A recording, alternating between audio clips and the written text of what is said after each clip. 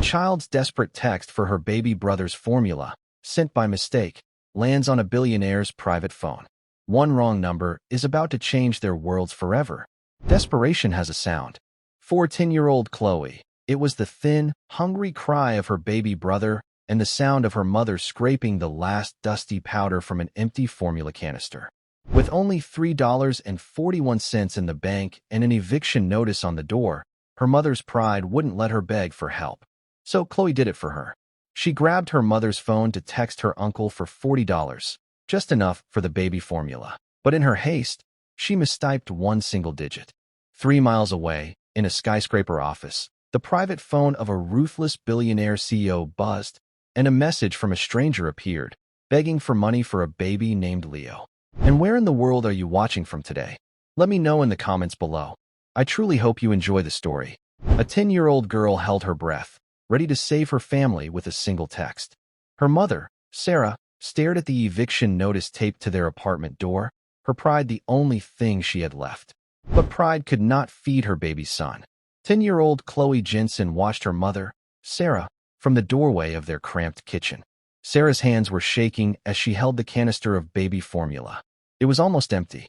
Chloe watched as her mother scooped out the last dusty bit of powder, scraped the sides, and then added far too much water to the bottle. Leo, her 6-month-old baby brother, fussed in his bassinet in the living room. His cries were thin and hungry. "Mom?" Chloe asked, her small voice cutting through the tension. Her blonde hair was pulled back in a messy ponytail. Sarah flinched, startled. She quickly screwed the cap onto the bottle, hiding the watery, pale blue liquid. "It's okay, honey. Leo's just fussy." "He's hungry, Mom," Chloe said. It wasn't an accusation. It was a fact. Tears sprang to Sarah's eyes, hot and angry. She hated this. She hated the desperation. She hated the chipped laminate countertop and the peeling paint. Most of all, she hated the fear. She had exactly $3.41 in her checking account. Her freelance bookkeeping clients had dried up. The cleaning jobs she took for cash barely covered the electricity.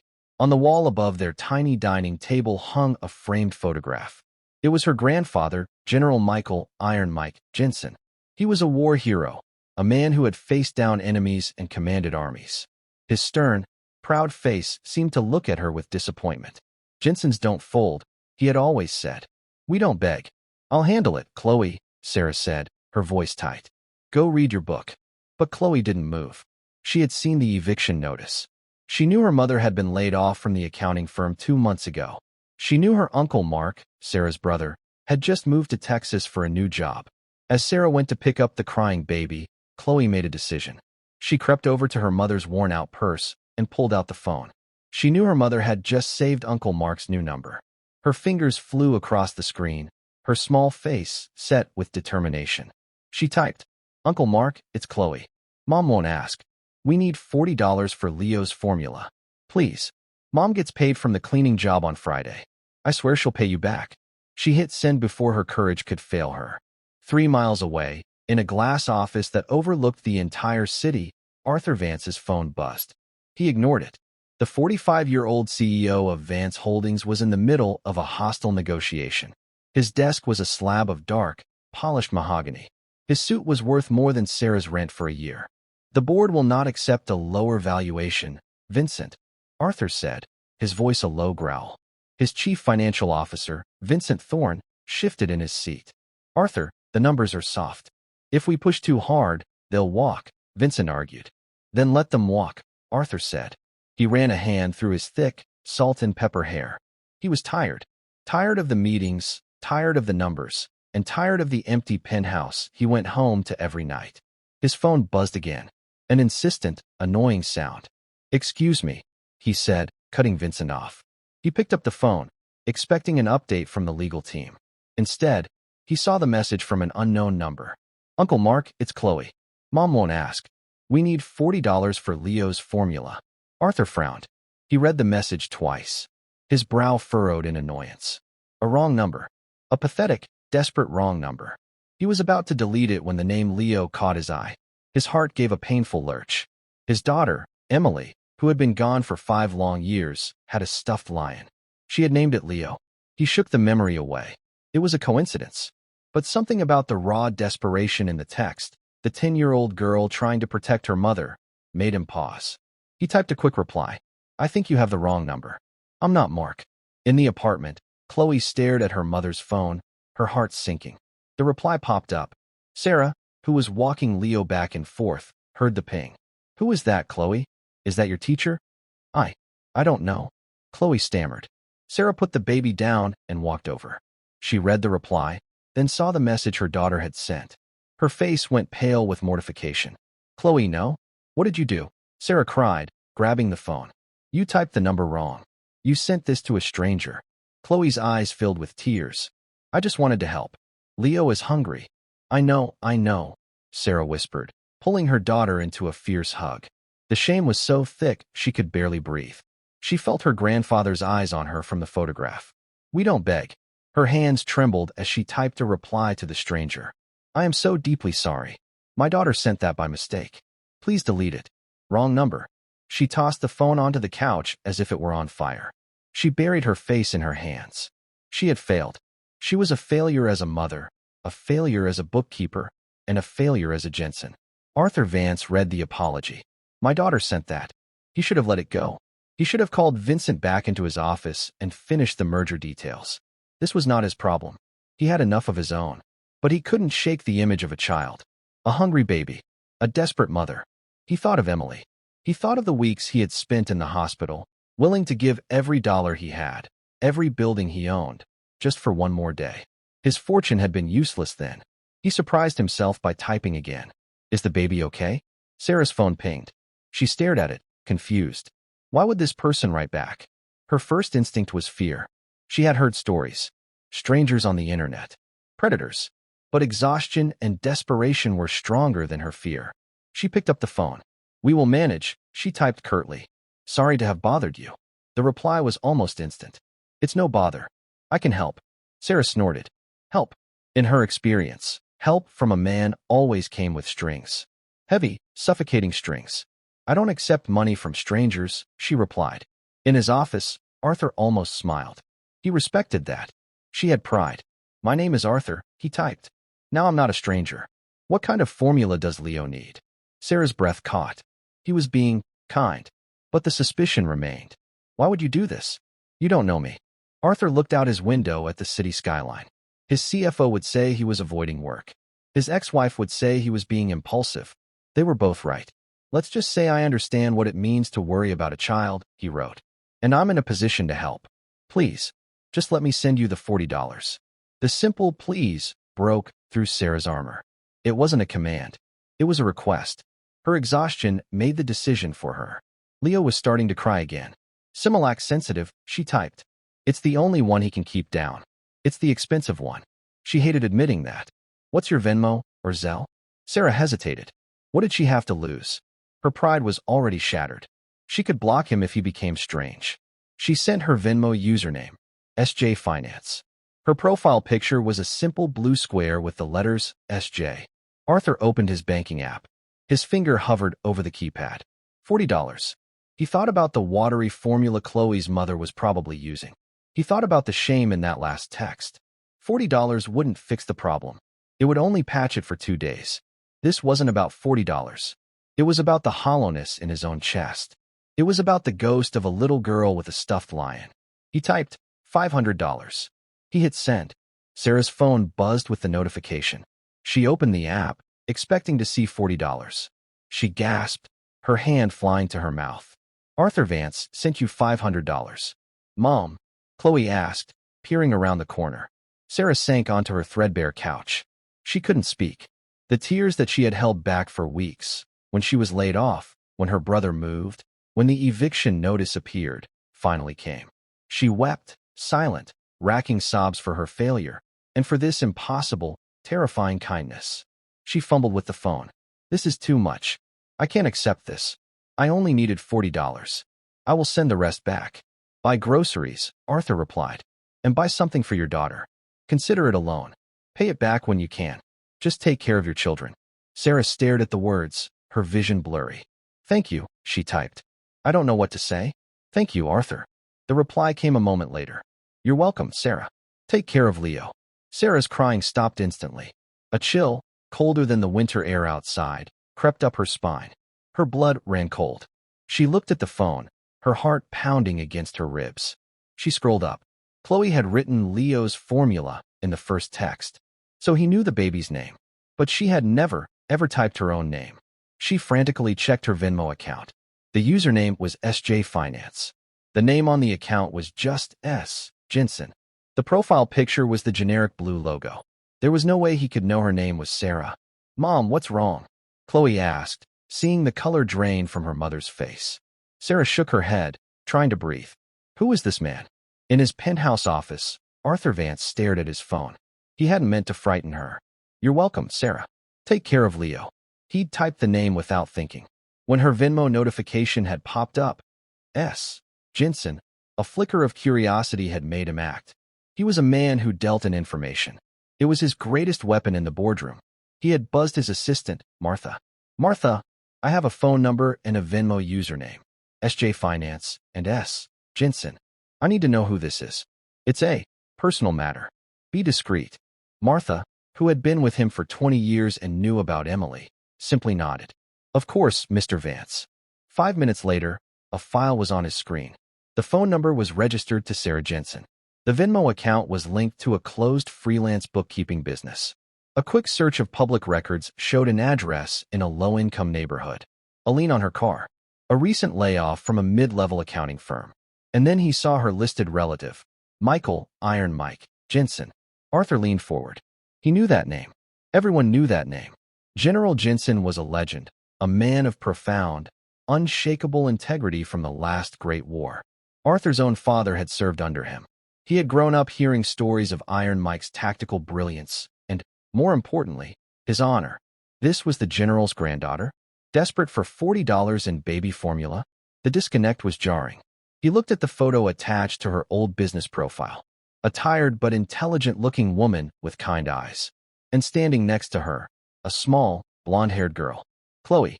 He had sent the $500. Then, he had looked up Mark Jensen in his own company's new employee database. Vance Holdings had just acquired a small tech firm in Austin. And there, on the list of new HR personnel, was Mark Jensen. He cross-referenced the phone number. Chloe had mistyped one single digit. He hadn't intended to find all this. But now that he had, he couldn't just walk away. His problem with Vincent Thorne, his CFO, was growing. He suspected Vincent was skimming, burying losses in acquisition accounts. But Vincent was smart, and he controlled the entire finance department. Arthur needed an outsider. Someone with no connections, who was smart, and who was desperate. He had meant to type, "Take care of Leo." But his mind had been on Sarah Jensen, and the name had slipped out. He saw her read receipt, then nothing. He had scared her. Idiot, he muttered to himself. He would give her space. He would let the money solve her immediate problem. Tomorrow, he would propose a real solution. Sarah's apartment felt small and dangerous. The $500 in her Venmo account felt like an accusation. "Who is he, Mom?" Chloe asked again, her voice trembling. "Did I do something bad?" "No, baby, no." Sarah pulled Chloe onto her lap, her heart hammering. "You were trying to help. I don't understand how he knows my name." She spent the night on the couch, watching Leo sleep in his bassinet.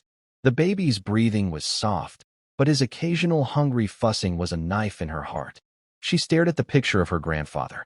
"I'm sorry, Grandpa," she whispered to the frame. "I'm so lost." She thought of the stranger, Arthur. Was this a trick? Would he show up at her door? Had she put her children in danger, all for $500? She considered sending the money back. But the canister of formula on the counter was empty. Utterly, completely empty. Leo would wake up in a few hours, and she would have nothing for him. By dawn, the desperation had won out over the fear. She would not let her son starve because of her pride. She transferred $100 to her checking account. Just enough for the formula, diapers, and food for the week. The rest she would leave untouched. She would document it, like a loan. She would pay it back. Every cent. She dressed Chloe for school and bundled Leo into his carrier. The morning air was cold. She clutched her keys, ready to walk to the grocery store, when her phone pinged. Her stomach dropped. It was him. "Arthur. Good morning. I hope you and the children are well. I owe you an explanation." Sarah stared at the message, her fingers frozen. I apologize, the next text came. I didn't mean to frighten you. My name is Arthur Vance. When your Venmo account showed the name S. Jensen, I became curious. I am an admirer of General Michael Jensen. I wondered if there was a connection. Sarah's breath hitched. He was my grandfather. He was a great man. My father served with him. This was not what she expected. The fear receded, replaced by confusion. That still doesn't explain? She started to type. It doesn't, he replied immediately. But this will. The number your daughter meant to dial is one digit off from an employee of mine, Mark Jensen. Your brother. How do you know he's my brother? He works in HR at a company I recently acquired. When I realized the coincidence, the wrong number, the Jensen name, I asked him this morning if he had a sister named Sarah. He was very concerned. He said you were a brilliant accountant who had been recently laid off. He mentioned you had a young daughter and a new baby. Sarah sank onto her couch. Mark, it was all a coincidence. An insane, unbelievable coincidence. The relief was so profound, it made her dizzy. He wasn't a predator. He was just connected. Mom, Chloe asked, tying her shoe. We're going to be late. 1 minute. Honey, Sarah said, her eyes glued to the phone. Another message from Arthur appeared. Sarah, the reason I'm texting is not just to explain. It's to make a proposition. A professional one. My company, Vance Holdings, is in the middle of a complex merger. I have some financial records I need audited by a third party. Someone discreet, with no ties to my current finance department. What kind of project? She typed, her old bookkeeping instincts kicking in. A 3-month contract. I need someone to reconcile acquisition accounts. The work is confidential. Given your grandfather's legacy and your brother's high praise for your skills, I thought of you. The pay is significant. And you could work from home, given your situation with Leo. Sarah's mind raced. A job. A real accounting job. From home. It was too good to be true. It was a lifeline. And the $500? She asked, her pride stinging. A signing bonus. Or a gift from one admirer of General Jensen to another. Whichever makes you more comfortable. We can discuss the details in person. My office, tomorrow. 10 a.m. I'll have my assistant send you a car. A car. An office. A job. Yesterday, she was watering down formula. Today, a billionaire CEO who knew her grandfather was offering her a position. Why me? She typed. You don't know me. I know you're General Jensen's granddaughter. I know you're an accountant. And I know you have too much pride to ask for help, even when you need it. That's exactly the kind of person I want looking at my books. He was right. She did have pride. And right now, that pride was telling her to take this chance. To earn her way out of this hole, just as her grandfather would have. Chloe, Sarah said, her voice stronger than it had been in months. Let's go buy Leo some breakfast. And then, I need to get a new blazer. Why? Because, sweetie, Sarah said, picking up the baby carrier. Mommy has a job interview. The next morning, a black town car, precisely on time, idled outside her apartment building. Sarah, dressed in her one good blazer, a navy blue relic from her old job, hastily pressed, felt a wave of intense self-consciousness. Her neighbors, shuffling to the bus stop, stared. She buckled Chloe into her car seat, which she'd transferred from her own beat-up sedan. The town car was spotless, smelling of leather and polish. Leo was in his carrier at her feet. Wow, Mom, Chloe whispered, her eyes wide as they pulled away from the curb. Is this a limousine? No, honey. It's just a very nice car. Sarah's heart hammered. She felt like an imposter, a Cinderella whose carriage would turn back into a pumpkin at any moment. They arrived at Vance Holdings, a skyscraper of gleaming black glass that seemed to pierce the clouds. The lobby was a cavern of white marble and hushed efficiency. A security guard, spotting her and the children, looked confused until she gave her name. Ms. Jensen, Mr. Vance is expecting you. 50th floor. The elevator ride was silent and swift, making her ears pop. When the doors opened, she stepped into an oasis of calm. The carpets were thick, the art on the walls was original, and the view took her breath away. A woman in her late 60s, with perfectly coiffed silver hair and an impeccably tailored suit, sat at a large desk. She looked, Sarah thought, like a hawk guarding a fortress. Ms. Jensen, I'm Martha, Mr. Vance's executive assistant. Her voice was crisp, not unkind, but devoid of warmth. She glanced at Chloe and the baby carrier. He mentioned you would be bringing your children. I'm sorry, I don't have childcare on such short notice, Sarah said, her chin lifting. It's not a problem. Mr. Vance has arranged a conference room for you. Please, come this way. She led them not to Arthur's office, but to a smaller, glass-walled room with a table, comfortable chairs, and a box of new toys on the floor. Chloe gasped. You can get settled. Mr. Vance will be with you shortly. Martha paused at the door. He's in a meeting with Mr. Thorne, our CFO. The way she said the name, Mr. Thorne, was subtle, but Sarah, an expert in reading between lines, heard the faint note of distaste. Sarah set Leo's carrier on a chair, and Chloe immediately, and quietly, went for the toys. Sarah took a deep breath, trying to steady her nerves. This was an office. She knew offices. The door opened. Arthur Vance was taller than she expected. He wore a dark gray suit, no tie, and his salt and pepper hair was slightly rumpled, as if he'd been running his hands through it. He looked more like a restless predator than a polished CEO. His eyes, a sharp, intelligent gray, met hers. Sarah, thank you for coming. He didn't offer to shake her hand, which she was grateful for, as hers were damp. Mr. Vance, thank you for this, she gestured to the room. Arthur, please, have a seat. He sat opposite her, ignoring the toys and the baby. He was all business. I'll be direct. I don't trust my chief financial officer, Vincent Thorne. Sarah's eyes widened. This was not a subtle accusation. For 6 months, Arthur continued, leaning forward. I felt he is hiding something. Small discrepancies. Profits from acquisitions that seem to vanish into restructuring fees or integration costs. The numbers are always clean. Too clean. My internal auditors, who all report to him, find nothing. I need a fresh set of eyes. Eyes that don't owe him anything. He slid a tablet across the table. These are the finalized ledgers from the Austin Tech acquisition. The one your brother works for. Vincent signed off on them yesterday. Sarah, suddenly, was no longer a desperate mother. She was an accountant. This, she understood. She picked up the tablet. Her fingers flew, scrolling through spreadsheets, cross-referencing summaries with line-item expenditures. Her brain, rusty and tired, clicked into gear. For 5 minutes, the only sound was the clicking of the tablet and Chloe's quiet play. Here, Sarah said, pointing to a row of code. This transfer, Goodwill Asset Integration. The amount is $1.2 million, but it's coded as a marketing expense, not a capital expenditure. That buries it in the operational budget. It looks like a slush fund. Arthur stared at her. He had given that file to 3 independent auditors. None had found it that quickly. And here, Sarah continued, her voice gaining confidence. These travel reimbursements. They're bundled. $250,000. There are no receipts itemized. It's just a lump sum approved by Vincent's office. That's not just sloppy.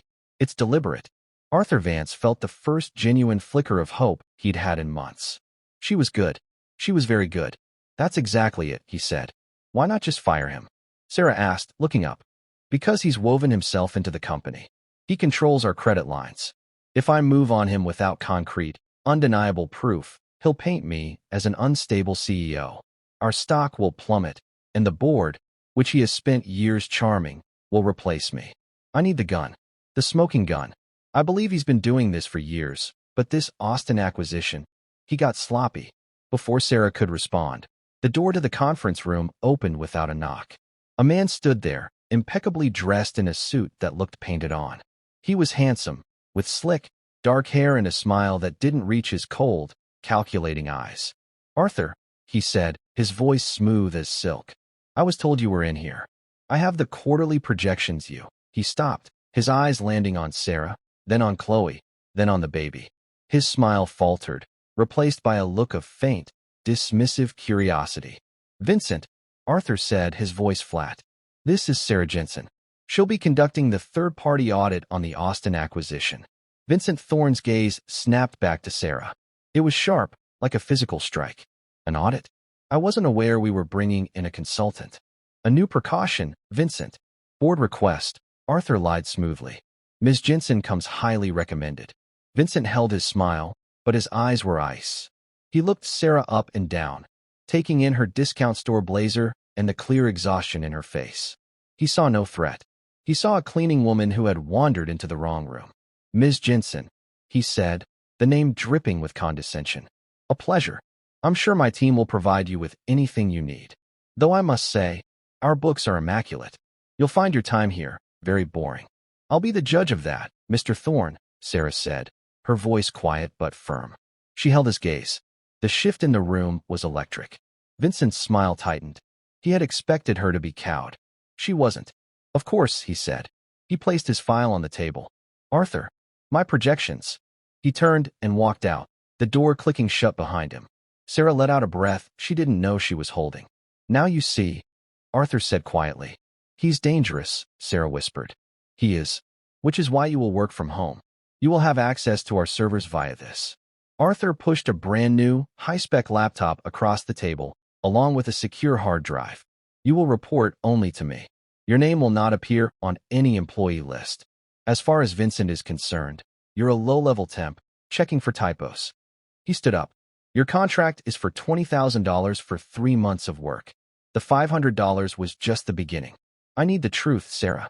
Can you find it? Sarah looked at her daughter, playing happily. She looked at Leo, sleeping peacefully, his stomach full of the good formula she'd bought that morning.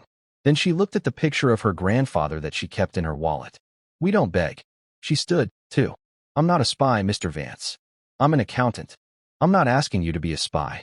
I'm asking you to do your job better than anyone else. This was her way out. Not a handout, but a fight. A fight she was trained for. I can find it, she said. I know. Arthur looked at her, and for the first time, his eyes softened. My father used to say that General Jensen could see the truth of a man just by looking at him. He said that kind of integrity was in the blood. I'm counting on it. Sarah Jensen, granddaughter of a hero, mother of 2, and now a secret auditor, picked up the laptop. When do I start? She asked.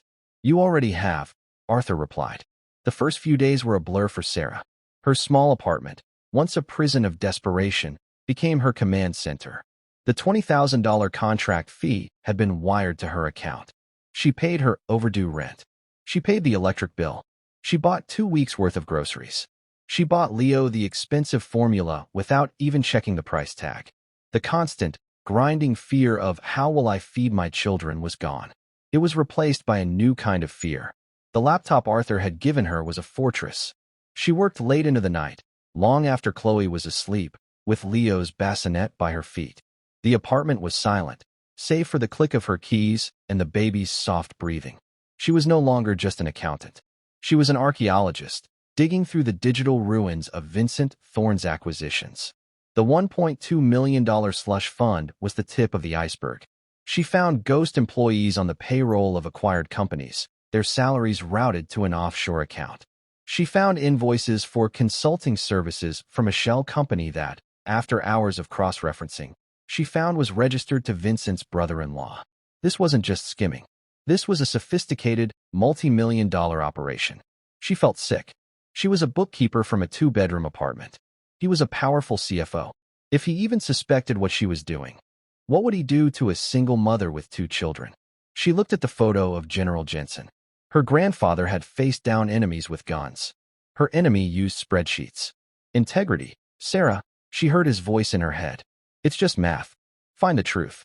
She saved her findings on the encrypted hard drive, making meticulous notes, documenting every step. She was building a case, brick by brick. Meanwhile, in his sterile office on the 50th floor, Vincent Thorne was uneasy. He had dismissed the consultant, Sarah Jensen. She was a nobody, a charity case Arthur had hired, probably out of some misplaced pity. But the lie Arthur told, a board request, had bothered him. Alan, Vincent said into his speakerphone, speaking to his head of IT security. The new audit protocol Arthur set up. I want to know what it's accessing. I can't see what, Mr. Thorne, Alan replied, his voice tinny. Mr. Vance used his executive credentials. The data stream is encrypted end-to-end, but I can see where it's looking. It's pulling massive data packets from the Austin merger files, specifically acquisition expenditures and vendor payments. All night, Vincent went cold. It was her, that tired-looking woman with the baby. She wasn't just checking for typos. Arthur had set a watchdog on him.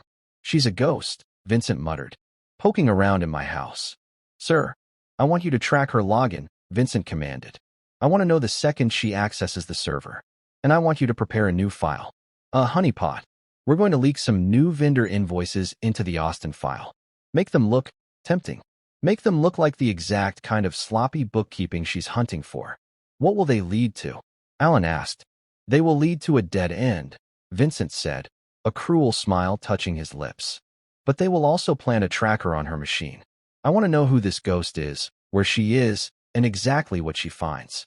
It's time to see if she's smart enough to be a real threat, or just a stray dog Arthur picked up. The pressure was getting to Sarah. She was home, but she was barely present. She made Chloe breakfast, her eyes scanning the laptop screen. She fed Leo, her mind tracing wire transfers. One afternoon, Chloe came home from school and slumped at the kitchen table. How was school, honey? Sarah asked, her fingers flying across the keyboard. Fine. Did you finish your math homework? Yes.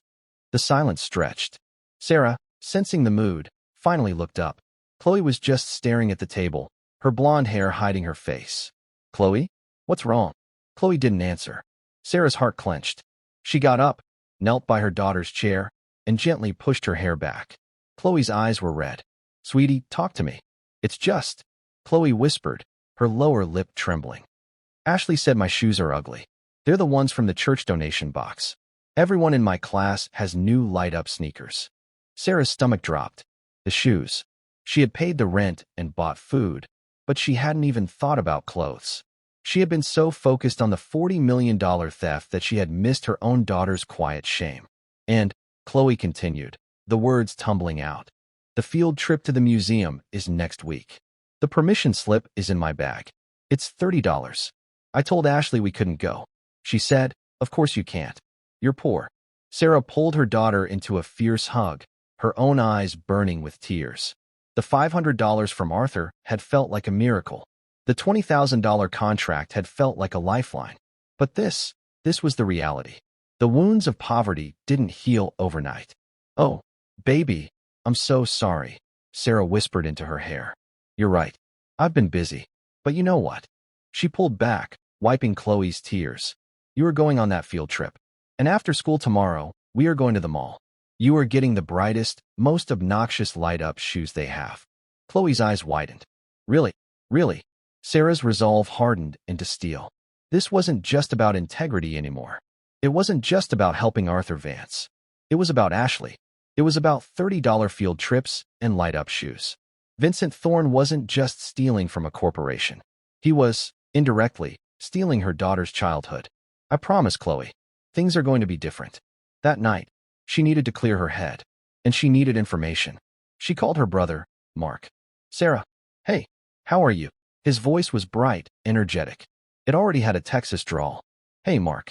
I'm good. I'm okay. How's the new job? I love it. Seriously, sis, it's the best move I ever made. The company's fantastic. Vance Holdings is backing us, and my new boss is a genius. A knot formed in Sarah's stomach. Oh yeah? Who's that? Our CFO, guy named Vincent Thorne. He flies in from headquarters. He's incredible. He took the whole leadership team out to a steak dinner. Said we're the future of the company. Sarah gripped the phone tighter. He seems generous.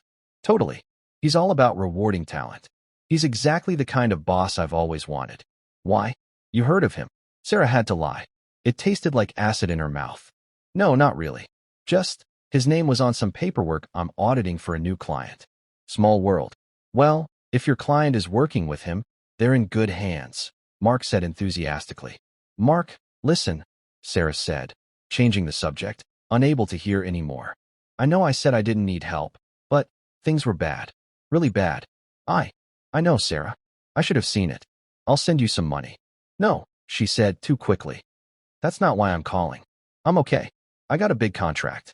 I felt like I was lying to you by not telling you how bad it was. You're a Jensen, Mark said, his voice softening. You've got Grandpa's pride. But you don't have to do it all alone, Sarah. I'm here. She hung up the phone, her hands shaking. This was so much worse than she thought. If she exposed Vincent, she wasn't just exposing a criminal. She was shattering her brother's new life. She was taking down his hero. She turned back to the laptop. Her gaze fell on the encrypted hard drive. This was bigger than her, bigger than Mark. It was about the truth. She logged back into the server. She had to finish this. And as she logged in, a new folder appeared in the Austin directory. VTech future projections and unpaid invoices, urgent. It was sloppy. It was obvious. It was exactly what she was looking for. It was the trap. Sarah stared at the new folder. VTech future projections and unpaid invoices, urgent. Her heart was pounding, but not with excitement. It was with suspicion. She was a meticulous accountant. Vincent Thorne, for all his crimes, was also meticulous. He was a man who buried millions in sophisticated shell companies and ghost payrolls. He would not suddenly get sloppy. He would not leave a folder marked urgent full of unpaid invoices sitting in the open. It was bait. He had dismissed her in person, but he was a man who left nothing to chance. He must have realized someone was digging. This was a test. Or worse, a trap. He wanted to see what she would do. He was probably tracking this folder. If she opened it, he would know. He might have even embedded a tracker in the files, something that could infect her secure laptop, see her screen, or track her location. Sarah looked at the laptop Arthur had given her. It was her lifeline. She couldn't risk it. She shut it down. "Chloe," she called out, her voice calm. "I have to run to the library to print some things. Mrs. Petrov next door is going to listen for Leo. I'll be back in an hour." The public library was 10 blocks away. It was old, smelled of paper and floor wax, and, most importantly, had a row of public access computers. Sarah sat down at a terminal in the corner. She used the library's Wi-Fi to log into a temporary, anonymous cloud-based server, a trick she'd learned in a forensic accounting seminar. From there, she remotely accessed the Vance Holdings server. She was now a ghost inside their system, her IP address completely masked. She navigated to the urgent folder. She didn't open the files. Instead, she examined their properties, the metadata, and there it was. Embedded in the comments section of the main spreadsheet, a single string of code, a tracking pixel. It was designed to report back to a specific server the second the file was opened, a server she quickly traced to Vincent's personal IT vendor. He wasn't just watching the folder. He was trying to plant a bug. Sarah almost smiled. He had underestimated her. He thought she was just a tired mom, a low-level temp. He had no idea who he was dealing with. She logged out. She walked home. That night, she put her plan into action. She turned her secure laptop back on. She logged into the Vance server. She clicked on the bait folder. She downloaded the files, triggering the tracker. She knew Vincent, or his IT man, Alan, would be watching. She had to give them a show. She spent 2 hours analyzing the fake invoices. She then opened a new document on her laptop, a document she titled Audit Report, Preliminary. She wrote, "Preliminary findings show significant discrepancies in the VTech unpaid invoices folder. Several vendors appear fraudulent, with payments authorized by a junior manager. This points to potential mid-level fraud. Estimated impact, $85,000. She made it sound competent, but not brilliant. She made it sound like she had found exactly what he wanted her to find. She made it seem like her investigation would now focus on this $85,000 red herring. She saved the file, closed her laptop, and went to bed. On the 50th floor, Alan, the IT head, forwarded the alert to Vincent Thorne, who was enjoying a late-night scotch in his penthouse. She took the bait, Mr. Thorne. Alan's email read, "The tracker is active. We can now see her local file directory. Attached is a screen cap of the report she's writing. She's chasing the $85,000. Vincent laughed out loud. $85,000. It was perfect. He had been worried for nothing. This Sarah Jensen was exactly what he thought. A book pusher, not a hunter. She was no threat at all. Good, Vincent replied. Let her chase it for a few more days. Then, Arthur can pay her for her audit, and she can go back to her pathetic life. End her server access on Friday. I'm tired of this distraction." He took a sip of his scotch. He was already thinking about his next acquisition. For the next 3 days, Sarah was the model of a bad investigator. She logged in, poked around the fake files, and made copious notes in her dummy report. But when she was offline, the real work began. She knew the tracker on her laptop was a liability, so she didn't use it. She went back to the library. Every day, for 3 hours, while Chloe was at school and a trusted neighbor watched Leo, Sarah used the public terminals. Vincent was expecting her to be digging in the Austin acquisition. He was watching the front door, so Sarah went around to the back. She stopped looking at the subsidiaries. She started looking at the parent company, Vance Holdings. She wasn't looking for stolen money. She was looking for wash money. Where did the money go after it was stolen? She bypassed accounts payable. She bypassed acquisitions. She went to a place she knew no one ever audited with any real scrutiny: corporate philanthropy. Vance Holdings donated tens of millions of dollars a year. It was good PR. She pulled the master list of donations. The opera, the ballet, the children's hospital, all legitimate. Then she started cross-referencing the donation dates with the dates of Vincent's acquisitions. January 10th, Austin acquisition closes. January 12th, Vincent authorizes $1.2 million transfer from Austin restructuring slush fund. January 14th, Vance Holdings makes a $1.2 million donation to the Trident Maritime Foundation. The amount was an exact match. Sarah's blood ran cold. This was it. She had never heard of that foundation. She searched the IRS database of registered nonprofits. Nothing. She searched state databases. Nothing. It was a shell. A very, very good one. She did one last search. She looked for the foundation's registration papers. She found them, filed in the Cayman Islands. The listed president of the foundation was an attorney. But the corporate signatory, the man with authority over the bank account, was Vincent Thorne. He wasn't just stealing the money. He was routing it through the company's own charity books, claiming a tax deduction for it, and then pocketing it in an offshore account. He hadn't just built a slush fund. He had built a revolving door. She saved everything to the encrypted hard drive, the wire transfers, the Cayman registration, the signature pages. She had the smoking gun. She had the bullet. She had the fingerprints. She picked up her phone. She texted Arthur. "I have it. All of it. He's washing the money through the corporate philanthropy accounts. I have the account numbers. We need to meet. Not at your office. Not at my home. The diner on 5th and Grand. Tomorrow, 9 a.m. Come alone." The next afternoon, Sarah left the library. But she didn't go straight home. She went to the bank and withdrew $100. Then she went to the mall. Chloe met her after school, her face still carrying that quiet, resigned sadness. "What are we doing here, Mom?" "You'll see." Sarah walked her into the children's shoe store. "Go ahead," Sarah said, pointing to the wall of sneakers. "What? Pick a pair. Any pair." Chloe's eyes went wide. She pointed, her finger trembling slightly. "Those." They were magnificent. They were bright pink, covered in glitter, and had plastic, light-up butterflies on the heels. They were, Sarah thought, the most wonderfully tacky shoes she had ever seen. Good choice. 10 minutes later, Chloe was walking out of the store, her feet flashing pink and white with every step. She wasn't walking. She was stomping to see the lights. A huge, brilliant smile was plastered on her face. "Ashley is going to freak out," Chloe breathed, her voice full of awe. Sarah took her daughter's hand. The shoes were just shoes. But they were also a promise. She had told Chloe things would be different. She was going to keep that promise. She was done being scared. She was done being poor. She was General Jensen's granddaughter. And tomorrow, she was going to war. The diner on 5th and Grand was a relic. It had cracked vinyl booths, a long Formica countertop, and a waitress who looked like she'd been working there since it opened. It smelled of old coffee and frying onions. It was the last place on earth anyone would look for a CEO worth billions. Sarah arrived at 8:50 a.m. She took a booth in the back, facing the door. She had Leo and his carrier at her feet. She had the encrypted hard drive in her coat pocket. Her hand rested on it. At 9 a.m. on the dot, Arthur Vance walked in. He looked completely out of place. His tailored overcoat probably cost more than the diner's monthly profits. He scanned the room, saw her, and slid into the booth opposite her. He looked tired. He looked stressed. The waitress came over. "What'll it be, folks?" "Coffee, black," Arthur said. "Just water, please," Sarah said. The waitress left. Arthur leaned forward.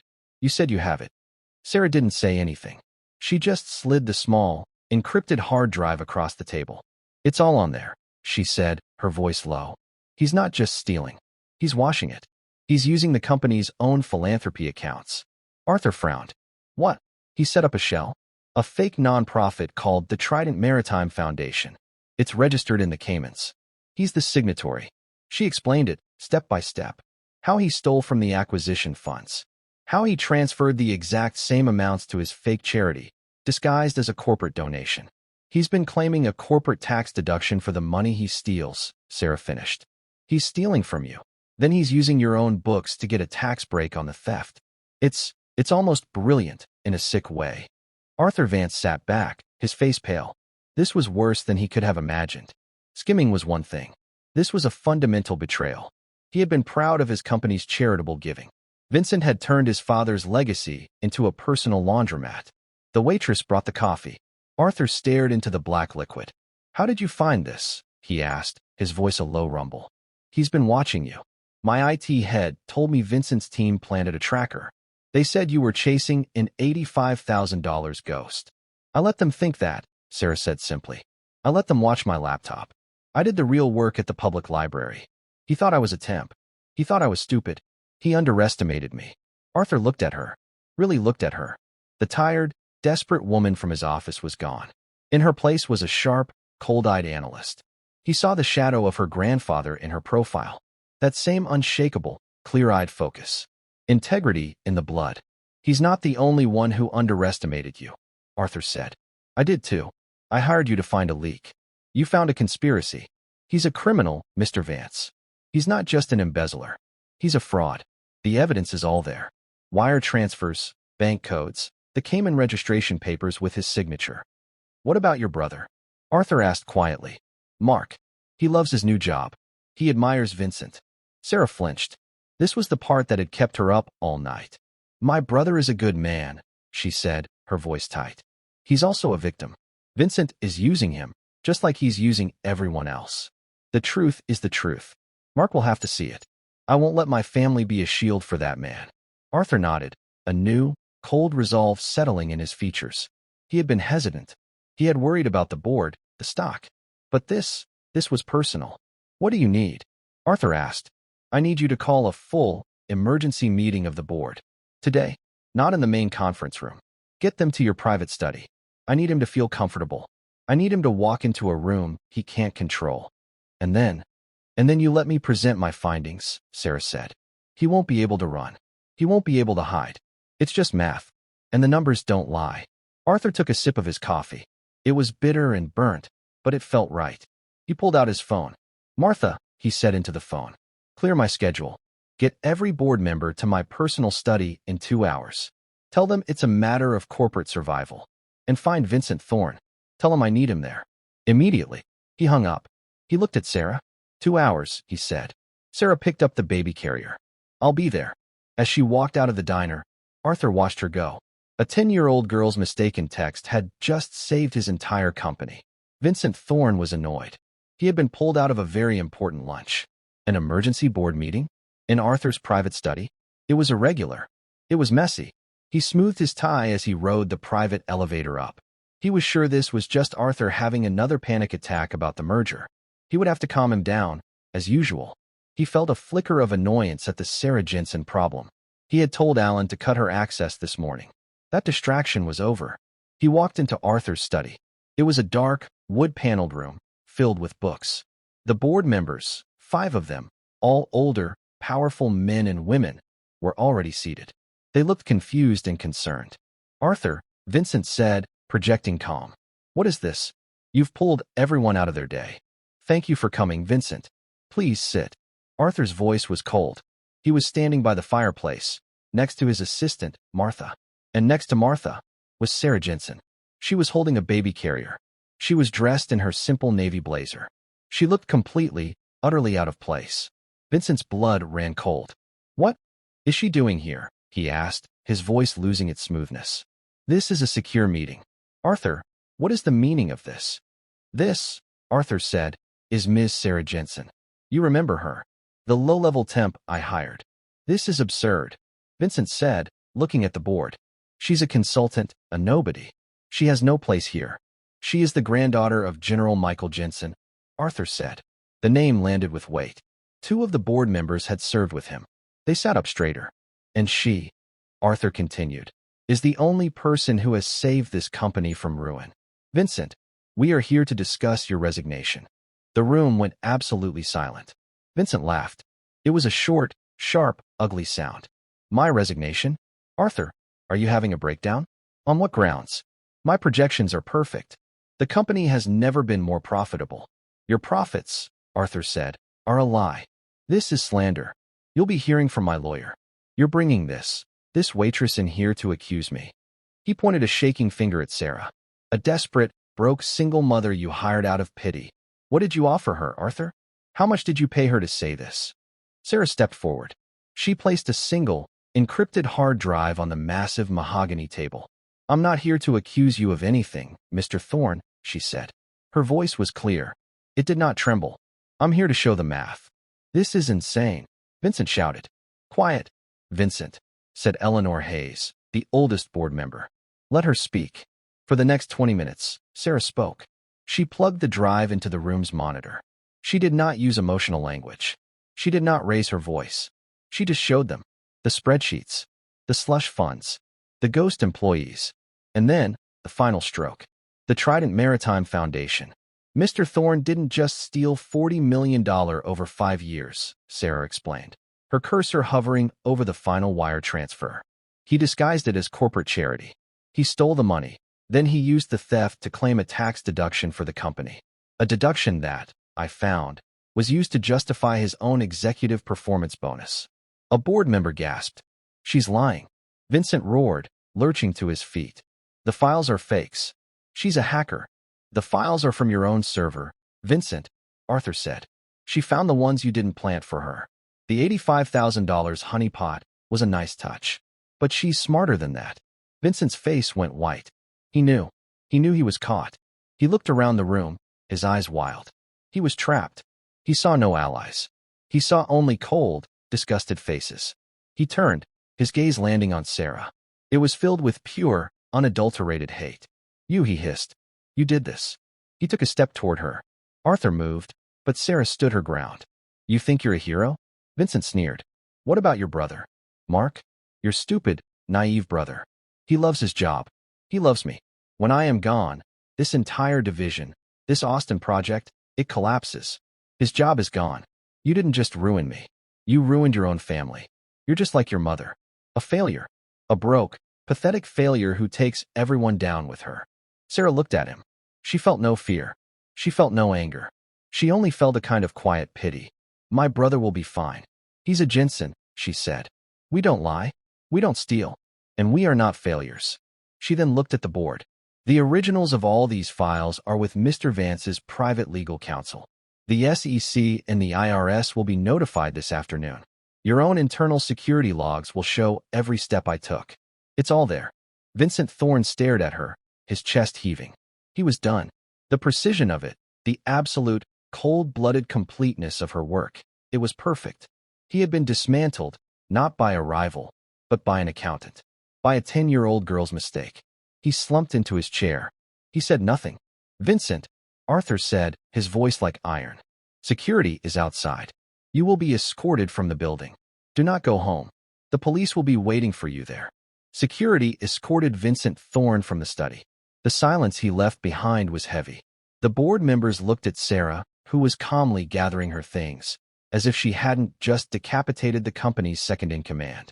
Eleanor Hayes, the eldest board member, rose slowly from her chair. Ms. Jensen, she said, her voice raspy with emotion.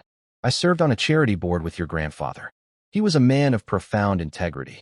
He would be impossibly proud of you. Thank you, ma'am, Sarah said quietly. She picked up Leo's carrier. The baby had slept through the entire meeting. Sarah, Arthur said, stepping forward. He, too, looked stunned. Go home. Martha will arrange a permanent car service for you. Take the rest of the week. Take the month. We need to process this. And we have a vacancy to fill. Sarah simply nodded. She was too tired to talk. She was an accountant, not a corporate executioner. As she walked out, the board members rose to their feet. It wasn't a standing ovation. It was a gesture of respect. That night, her apartment felt small, but it was finally safe. Chloe was asleep, her new light-up shoes by her bed, flashing faintly in the dark. Sarah sat on her couch, the same couch where she had wept in desperation, and called her brother. Mark. Sarah. What's going on? His voice was panicked. I just got an alert. The Austin division is frozen. They arrested Vincent Thorne. They're saying it's fraud. It's not true, is it? Sarah took a deep breath. Mark, it is true. All of it. I'm the one who found it. There was a long, terrible silence on the line. You, he finally whispered. How? What do you mean, you? He was a criminal, Mark. He was stealing millions. He was using everyone, including you. I feel like an idiot, Mark said, his voice cracking. I told you he was a hero. I'm going to lose my job, aren't I? No, Sarah said, her voice firm. You're not. I've already spoken to Arthur Vance. The Austin division is solid. It just needs honest leadership. He knows you're a good man. You're a Jensen, and he needs someone there he can trust. Mark was quiet for a moment. You saved me, he whispered. No, Mark. We saved each other.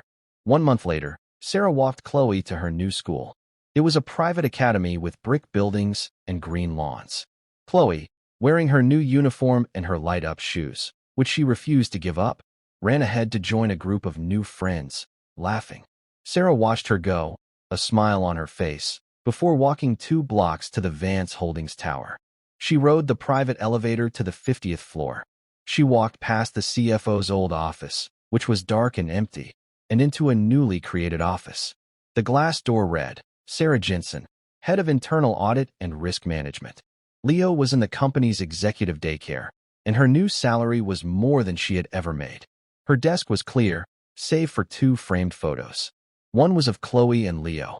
The other was her grandfather, General Jensen, in his full-dress uniform. Arthur Vance stopped by her door. Settling in, Sarah? It's a lot to get used to, she said, motioning to the panoramic view. You've earned it. By the way, he said, I've been meaning to give you this. A housewarming gift for the office. He handed her a small, elegant silver frame. Sarah looked at it. It wasn't a photo. It was a screenshot of a text message, printed on high-quality paper. Uncle Mark, it's Chloe. Mom won't ask. We need $40 for Leo's formula. Sarah looked up, confused. I keep a copy on my own desk, Arthur said, his voice soft. It reminds me that my entire company, my father's legacy, was saved by a 10-year-old girl who just needed to feed her brother. Tears welled in Sarah's eyes. She placed the frame on her desk, right next to her grandfather. It reminds me, Sarah said, her voice steady, that you should always double-check the number before you hit send. Arthur smiled. Welcome to the company, Ms. Jensen. He left her to her work. Sarah sat back in her chair, the little girl's desperate text sitting beside the general's proud gaze. She looked out the window, at the whole city stretching before her, and for the first time in her life, she felt truly, completely safe. And that's where we'll leave Chloe, Sarah, and Arthur. A reminder that sometimes the right number is the one you dialed by mistake. My hope is that this story gave you a moment of escape, a chance to step away from the everyday. I'd love to know where this story found you. Maybe you were settling in with a cup of tea or just winding down for the night. Drop a line in the comments. And if you want to make sure you catch the next one, please hit like and subscribe. We're always trying to make these stories better, so feedback is always welcome. Thank you for being here with me today.